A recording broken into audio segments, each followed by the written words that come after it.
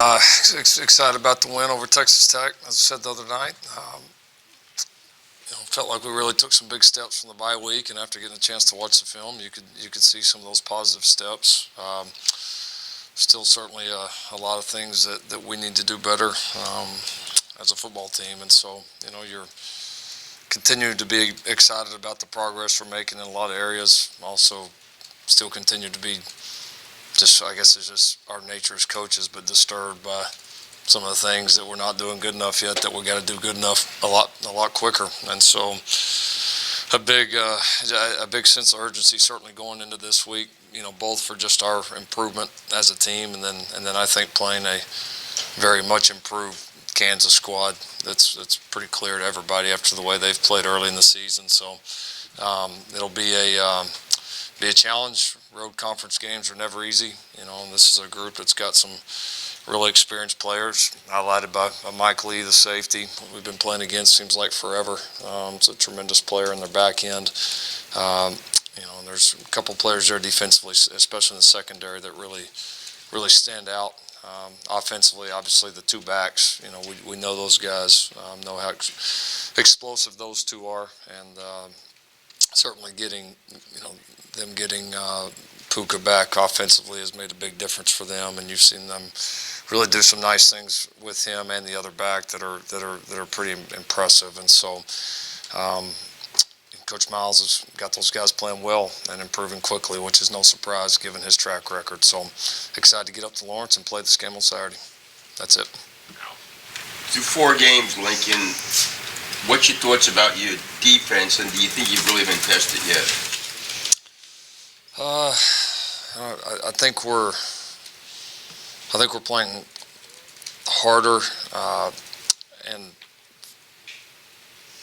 I think we're playing hard, and we're playing pretty fast. The other thing I think that's been much improved is our coverage has been pretty good in the majority of the games. We haven't given up a ton of throw game, and even the ones that have been completed on us, for the most part, have been pretty contested, and so been proud of that.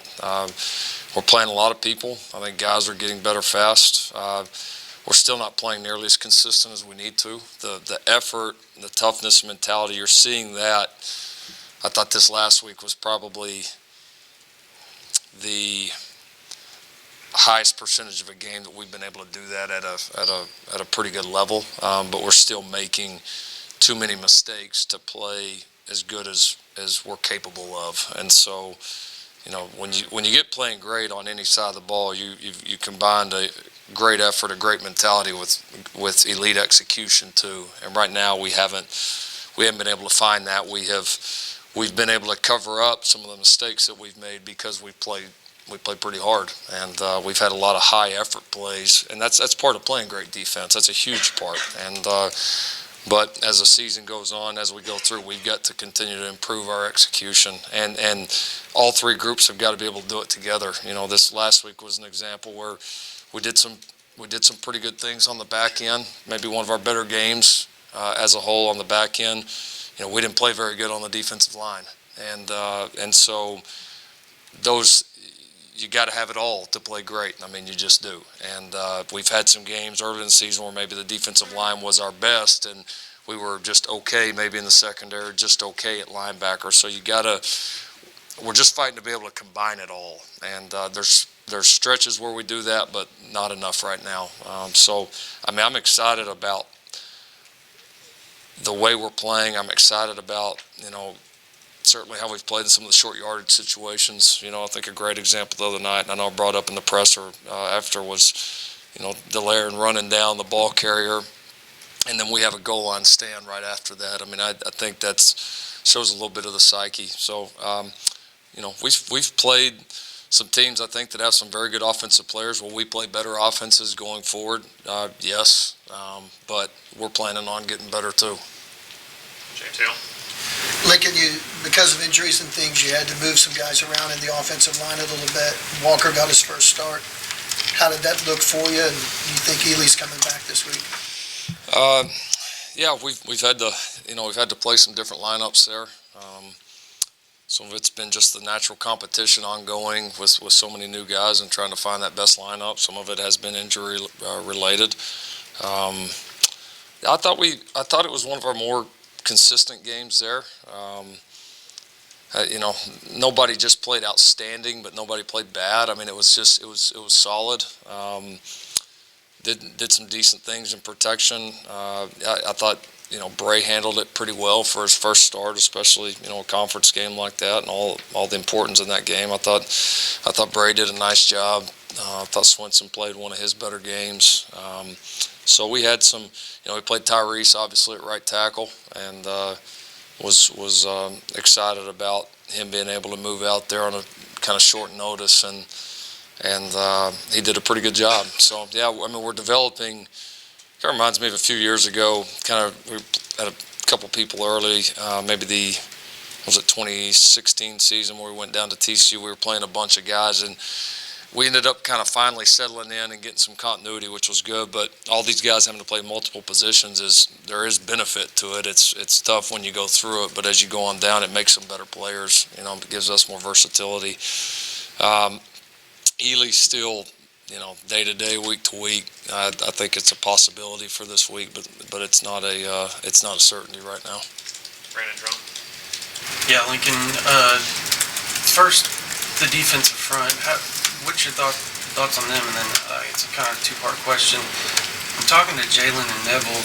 They both obviously played pretty well this past week, but they focused quite a bit on their mistakes more than anything when we were talking to them. How do you go about kind of balancing that with them to make sure that they kind of, I guess, like what they've done, like the good parts of it, not just focusing on the bad? Yeah, the defensive front, like I said, it was. I'm not gonna sit here and say it was awful, but it was not. It was not to the standard we expect on the defensive front. Just a few too many mistakes, combined with some opportunities that we let slip past, and just we've got a high expectation there, and it was, we played hard. The effort was there, but it was not near the level we're capable of playing or that we expect to play. So that's got to improve quickly. And then regarding that, I mean, we celebrate wins. Doesn't matter who they're against. Doesn't matter by how many points. Winning is still winning at the end of the day, and everybody else has good coaches and scholarship players, and they practice and game plan and work pretty hard too. So we do not take wins for granted. Normally the outside takes care of all the padding on the back that we need to do, so we try to handle the other parts. So I mean, we got high expectations, and we've been through enough of these to know you don't reach those goals without continuing to improve and continuing to have a hunger. And our guys have got to understand, there's things we're doing we're excited about, but our focus has got to remain on the steps we got to take to get better. No matter what we do on a Saturday, it's always about getting better in the next step, and our team needs to have eyes towards that, just like the staff does. Okay, John Hoover. Lincoln, we talked a little bit on Saturday about Jalen and his progress and his growth and some of the nuanced throws he made and reads and things like that. With the data sit with him now, with the data to assess it yourself, how do you assess that with a little more time to look back on? Even better? Or? I would say pretty similar to what we talked about the other day. I mean, it was there were some things that were better. There were some things that have got to continue to get better. Each week kind of exposes. It shows you new exciting things, but every challenge kind of exposes different things that you're going to have to continue to improve on throughout the year. It's kind of ever evolving, and so there were some things that happened in this game that exposed a few areas that Jalen's got to work on and he's got to get coached better on, and that's, I would say, pretty normal. So yeah, I mean there's a lot to like, but it's his focus, my focus, coaching him right now, and the rest of our quarterbacks is the steps we're going to have to continue to take as these new challenges come up. Quick follow-up, do you have an update on Kennedy Brooks? Yeah, he's doing good. All good. He'll play this week. Sam Mays. Hey, Coach, Kenneth Murray's always been a freakish athlete. It's very easy to see, but it's just different as far as his attitude, the way he's seen the game. He's even intimidating at the podium. Talk about how far he's come the last year. That's good. Yeah, it's a good question. He's grown a lot. I give a lot of credit to him. I mean, he's like a lot of young guys, man. Guys that earn the opportunity to play early, they're going to have their ups and downs. I don't care who they are, how talented they are. And Kenneth's had his share of both, in his first 2 years here. But I think it's taught him a lot, not only just about the game, but it's also just the mindset you have, the way you have to play, the focus, the intensity, and it just has to stay at such a high level. And he's doing a great job of kind of keeping it at the same level each day, each week, and it's showing up on the field. And then I give a lot of credit to our staff. I mean, they've put him in a position, even with a new defense, of where he's confident in what he's doing, and he's playing extremely fast and aggressive and physical, and you don't see any hesitation in his game. So a combination of Kenneth getting better through the years and learning from his experiences, and our staff has done a great job with him and our players. Eric Bailey. Coach Jeremiah Hall really has seemed to accept that tradition of the H-back position. He mentioned a lot of the former players that really inspired him. Can you just talk about his development this year, and how much did the fall camp competition with Braden really increase his game even more? It did increase his game, and I would say that competition is still ongoing and will be, throughout the year here. So it's put both those guys in a position where they got to continue to get better, and so that's been great. It's been great to have a little more depth and competition there than maybe we've had in the past. Yeah, Jeremiah's done a nice job. He's made a lot of the plays that have come to him. Showed some of his playmaking ability, of course, on the 4th and 12 there the other day. That was really cool to see a young guy make such an important play in an important moment.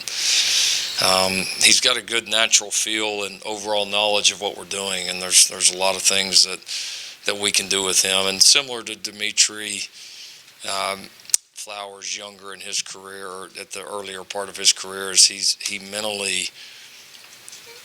He gives you the opportunity to do a bunch, and he's just going to physically get better and better. And so his best ball's ahead of him, but he's certainly done some nice things for us. Were you familiar with him when you were at ECU, and did you see that versatility young that he was available to do? I remember seeing him as a young player when I was there. Knew pretty quickly he might be out of our league to recruit there if he kept progressing. And then I would say certainly some of our connections to that area, we already knew when I went out to recruit him, we already knew his high school coach, kind of the guys in that area, so we're able to get some pretty good feedback on the kind of player he was, and it was pretty obvious to us that he fit exactly what we were looking for. Lee Benson.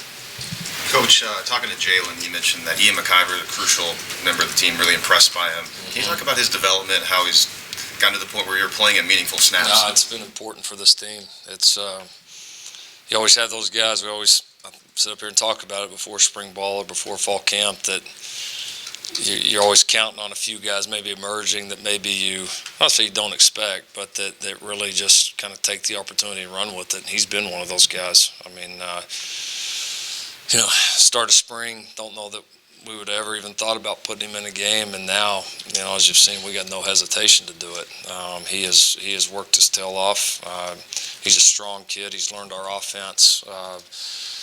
Our guys trust him. Our guys don't blink when we put him in the game, and so our unit continues to run at a high level even when he's in there. And so he's done a great job. Really proud of him, and getting some depth there in the interior offensive line behind Creed, the rest of those guys, just kind of with where our numbers are at on the offensive line and some of the injuries we've had. I mean, that's been really, really important. So, really extremely proud of him. Glad we have him.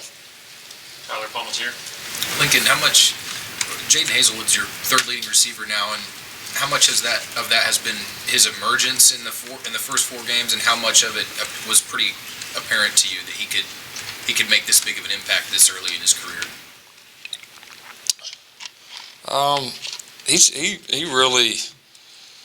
He really made a big jump in fall camp. You know, he was limited some when he got here. He was really out of shape when he got here in spring. He also got injured in spring ball, missed a decent chunk of spring ball, and so, you know, he was definitely behind coming out of spring. I mean, you saw flashes, but I mean, he's looked like a different guy here from kind of fall camp on. He's in shape, more confident. He's a great example of.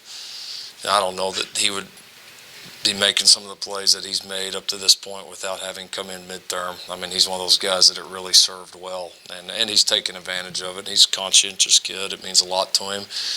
And then he's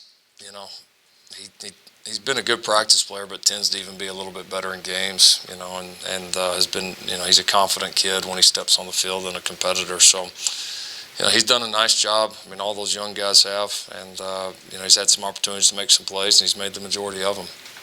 What is he good at in games, and what has kind of enabled that comfortability between he and Jalen thus far?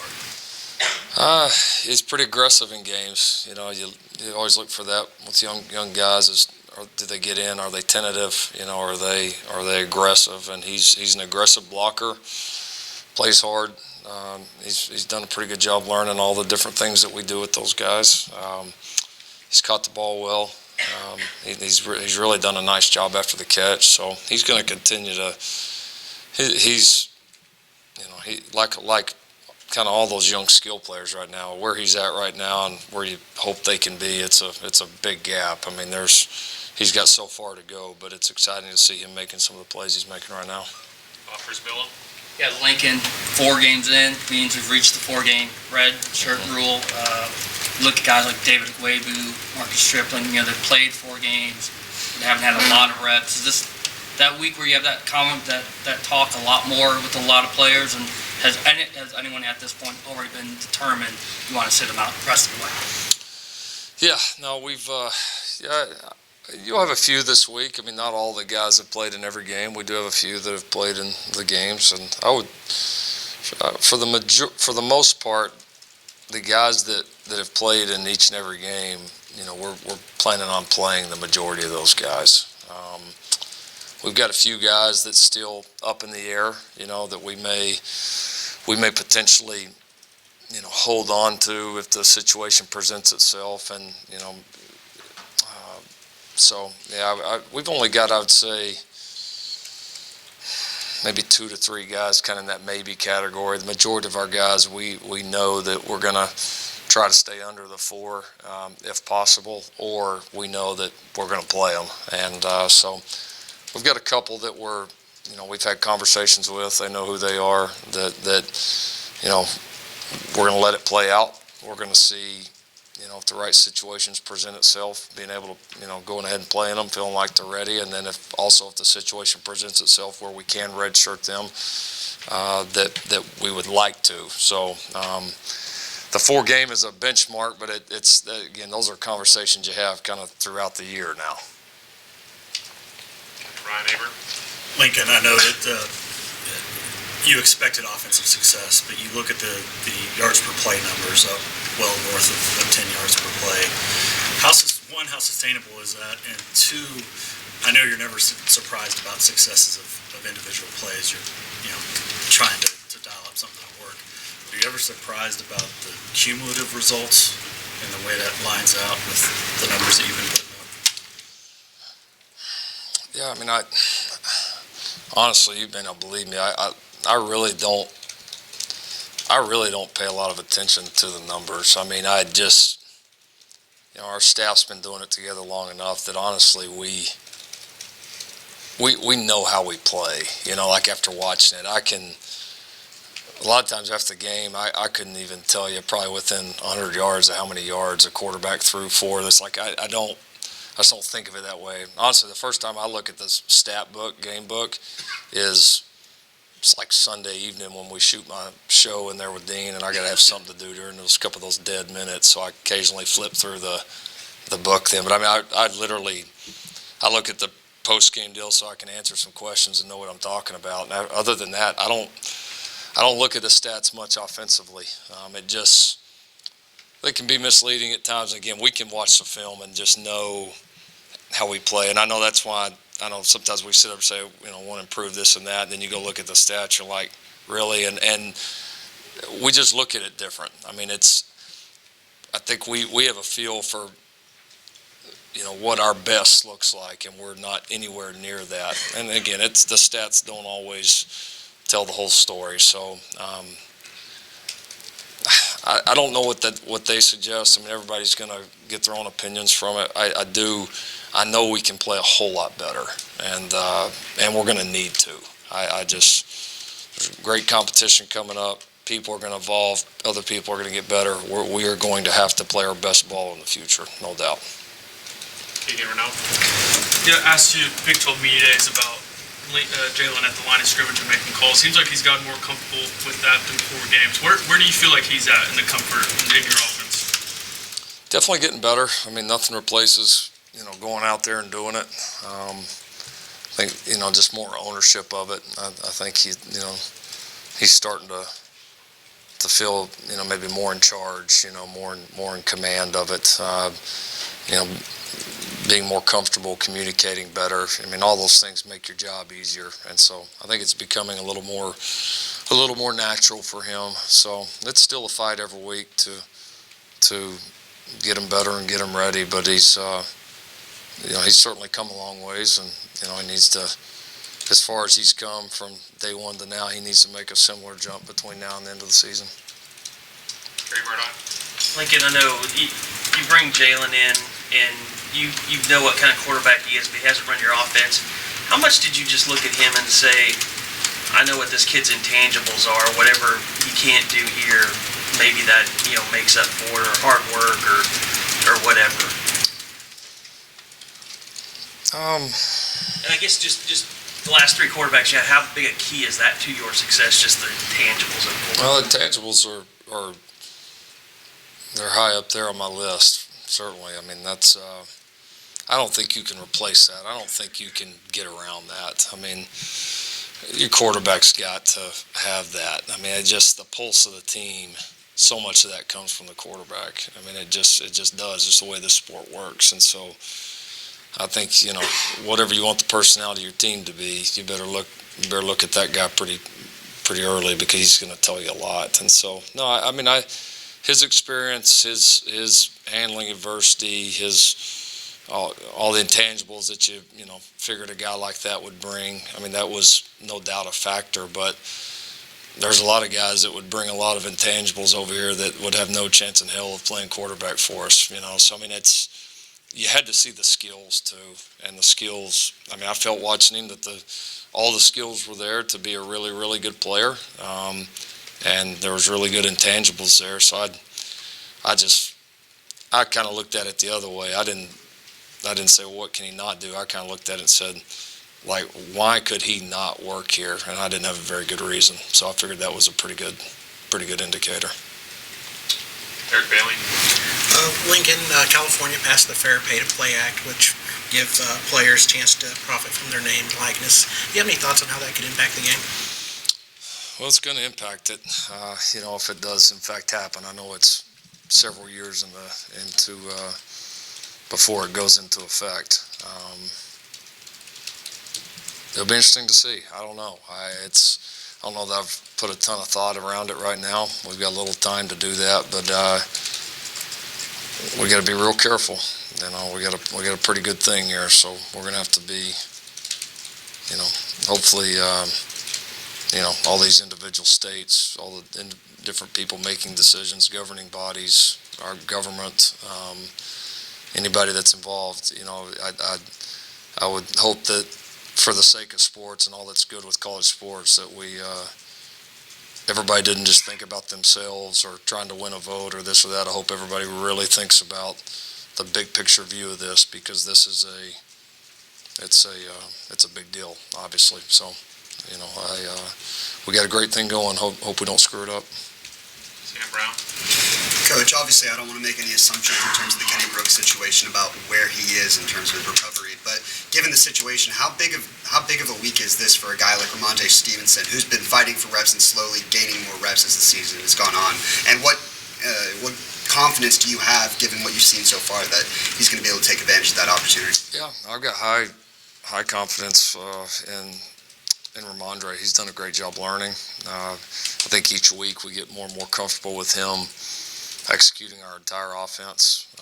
I would say week one, that was, let's see how he's going to do with it all. We've been able to force feed him more and more, both in games and behind the scenes, and he's handled it well. So, all three of those backs right now, I got no reservation, playing them, doing anything in our offense with those guys. They all three know it.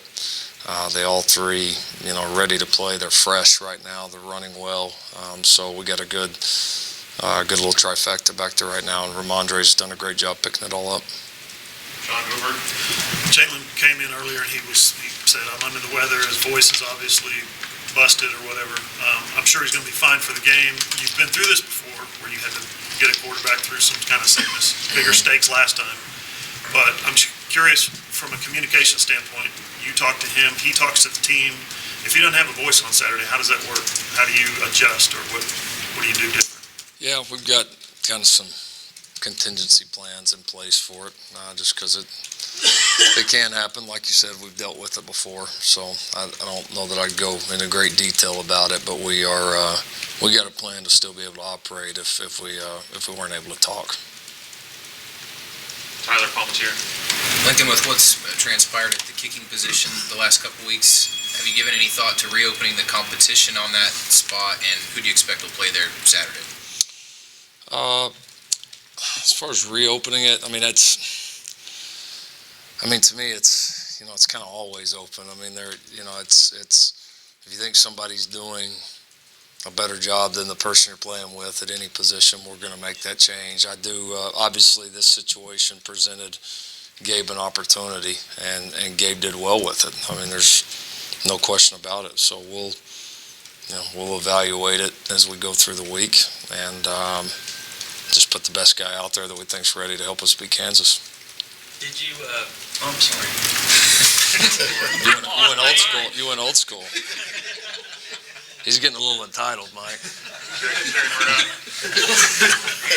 I was just curious because the kicking question, just watching Austin Seibert yesterday, he's had a good start. Did you maybe, since you could see so many of your players at once yesterday, did you take some time to watch Cleveland, Baltimore? I saw the very end of it. We have recruits in and all that. I saw maybe the last two series of it, but it was pretty cool. Yeah, seeing a lot of Sooners on that field, and it was a heck of a game. So yeah, it was kind of one of those games like having a parent having a kid on each team. You're not really. You wish they could both win, but it's just fun to see all those guys out there making big plays and doing what we got to see them do here for so many years. Shut up, man. George Stoyan. Lincoln, what's your relationship with Les Miles like, and have you ever eaten a blade of grass like he has? No, there's a lot of things he's done that I've never done. I've enjoyed him. We competed against each other some here early in this league when I first got my start at Texas Tech, and then obviously well aware of all he's done in college football. And then I've gotten to know him just a couple of the head coaching events here through the last few years. We ended up sitting by each other at the Big 12 coaches meetings, which is a big deal because those things go on and on and on. So we spent a lot of quality time together.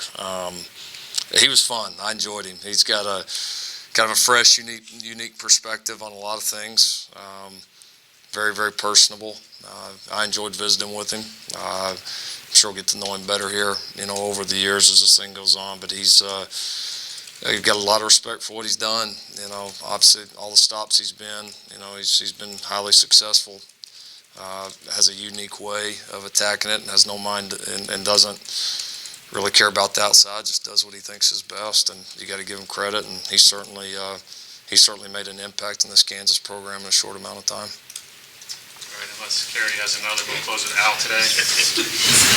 It appears that you're playing a little bit slower than you have been playing in your first few years here. Why? Yeah, some of it honestly has been that the games have unfolded a little bit that way. We've been able to get get some leads in most of these games, and so, your overall play numbers and all that are going to be a little lower. And then, we have hit a couple of big plays, and so that always, kind of like last year at times, that's going to limit your play number a little bit too. But we've something we want to continue to improve on. We've got the capability to play fast, and at times, in the future, we're going to need to be able to play fast. So we got to keep developing it, because not every game's going to play out just like these first four have. And so it's just, I think, more of that been a mix of a couple big plays offensively, and then, like I said, that we've played the backups and ran it a little bit more as we've gotten some of the leads. But it's still part of who we are, and like I said, there's going to be plenty of times that come up this year, and we're going to need it. We're going to need to be good at it.